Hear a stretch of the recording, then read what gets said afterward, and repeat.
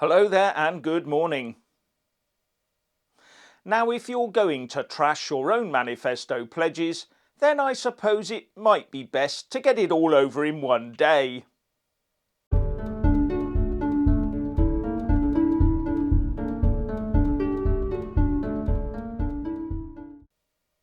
As per usual, please like, subscribe and comment below. And when subscribing, please do press that little bell, but also select the all option, or you won't get any notifications when I publish a new video.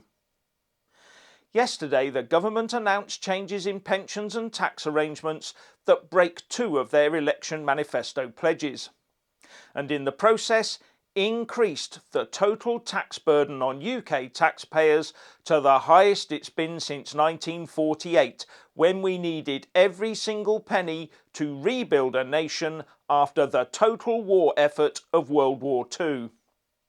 By the end of this Parliament, the tax burden will be nearly 36% of UK GDP, leading the leader of the opposition, Keir Starmer, harking back to the Boris Johnson "read my lips, no tax rises" statement to say, "Read my lips, the Tories can never again claim to be the party of low tax."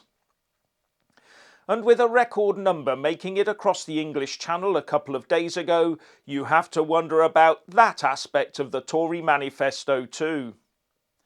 Now, not only did the 2019 Tory manifesto say, "We will not raise the rate of income tax, VAT or national insurance," it also said, "We will keep the triple lock, the winter fuel payment, the older person's bus pass and other pensioner benefits, ensuring that older people have the security and dignity they deserve." Well, so much for all of that then. And on the national insurance contributions hike, he's also widened the scope of those that pay it to try and fend off claims that it will be mainly the poor people paying for wealthy families to keep their estates intact. And this extra 1.25% in payments will be collected starting next April. Well, actually, it's a 2.5% tax where employers and employees are concerned, because they both pay 1.25% for the same wage packet.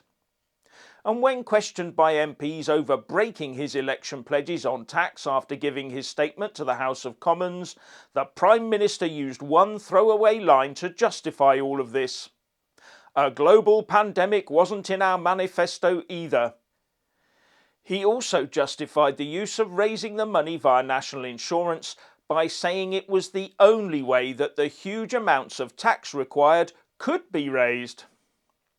And as I said earlier, part of that is the number of people who will end up paying NICs will be increased. Not only will employers, employees and the self-employed pay, but he's also added in those pensioners that work past state pension age and earn above the £9,564 earning floor. That presumably won't include their pension, of course. But it will also affect those that receive income in the form of dividends, as dividend tax will go up by 1.25% as well. According to the FT, the lower rate will go up from 7.5% to 8.75%, and the higher rate will rise to 33.75%, and for those on 150,000 a year or more, it will be 39.5%. This will, of course, hit those that pay themselves through dividends from owning shares in their own company as well, and comes on top of upcoming increases in corporation tax. This increase in dividend tax has caught the finance industry a bit on the hop, says the FT. Anyway, the government says all this money will pay to clear the NHS backlog and give everyone certainty where ongoing social care is concerned, where no one with assets of less than 20 grand will pay a penny. That's a lift from the current 14 and a bit grand.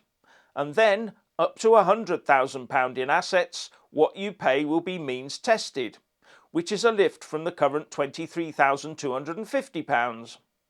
And above 100,000, it all comes from you. But everyone has a lifetime limit on how much they can be charged for social care of £86,000. basically meaning that the longer you stay alive and the larger your wealth base, the more you will benefit, and vice versa. Although it doesn't appear to cover the hotel costs like food. Anyway, despite the wealthier paying more in, the message seems to be, live long and prosper. Sounds like something a Trekkie would say. And to illustrate the point, the Telegraph produced a handy map showing that in London the £86,000 social care cap is 16.6% the value of a house. In the southeast it's 24.2%, but in the northeast it's 57.5%. Now the really big bit here is that the national insurance uplift will be ring-fenced, hypothecated in the technical parlance, with the Treasury keeping a beady eye on where the money goes to make sure it doesn't get siphoned off for other things like more middle managers. Just like they did with the pandemic billions, one supposes, where billions haven't gone missing, never to be recovered. According to Boris yesterday, all this will raise £36 billion over the 3 years from April next year, when the extra NIC payments kick in, and will allow the NHS to operate at 110% capacity to get the waiting lists down. And once that's done, the capacity would presumably be wound down to beef up social care. But we all know that once the NHS sacred cow has an income stream, only the foolhardy politician would try to pare it back. Because to increase capacity will mean more doctors and more nurses, while paring back will mean... exactly. Which health secretary could survive that inevitable battering? And the Telegraph reported that NHS leaders said that the money would not be sufficient to clear Covid backlogs in the next few years, while social care bosses fear the health service will swallow up extra funding. My reading is that the system will swallow up all that money and demand more, much more. As far as I can see, overall this is just the start of a total rehash of how the UK as a nation deals with our cradle-to-grave healthcare setup. And if and when Labour gets back into power, it will be all change as they slap a wealth tax on anything that moves with money in the bank to raise the more money that will be demanded.